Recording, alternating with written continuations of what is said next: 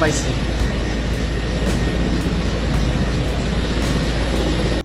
আসসালামু আলাইকুম প্রিয় দেশবাসী। দর্শক, একটা বিগ ব্রেকিং নিয়ে আপনাদের সামনে একটি ভিডিও উপস্থাপন করতে চলেছি। সেটি হলো কোটা আন্দোলন এবং বৈষম্য বিরোধী ছাত্র আন্দোলনকারীর সমর্থকেরা সহ ছাত্র আন্দোলন বিভিন্ন পেশার মানুষজীবী মিলে সরকারের যে কারফিউ ঘোষণা হয়েছিল সেই কারফিউ কিন্তু ভেঙে দিয়েছে তারা দুপুরের মধ্যে, এবং কারফিউ ভাঙার পর প্রায় 4 লাখেরও বেশি জনতা উত্তরার ওই পাশ দিয়ে শাহবাগ দিয়ে তারা কিন্তু গণভবন ঘেরাও করেছে, এবং তারপরেই কিন্তু একটা গোপন ভিডিও ভাইরাল হয়ে গিয়েছে সোশ্যাল মিডিয়াতে।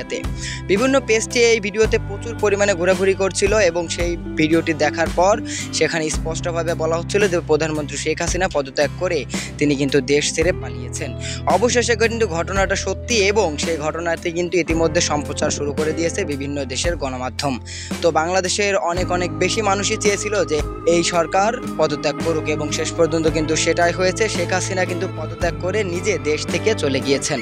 যদি দেশে থাকতো এবং গণভবনে থাকতো, যদি পদত্যাগ না করতো, তাহলে কিন্তু দেশের ভয়াবহতা আরও বেশি বাড়তে পারত। কেননা এই মাসেই কিন্তু শেখ মুজিবুর রহমানের শোক দিবস আমরা পালন করব 15 আগস্ট, এবং তার পাশাপাশি কিন্তু শেখ হাসিনাকেও যদি এইভাবেই আজকে জনতার মুখে পড়তে হতো, তাহলে কিন্তু ওরকমই একটা মর্মান্তিক ঘটনার সাক্ষী হতো বাংলাদেশ।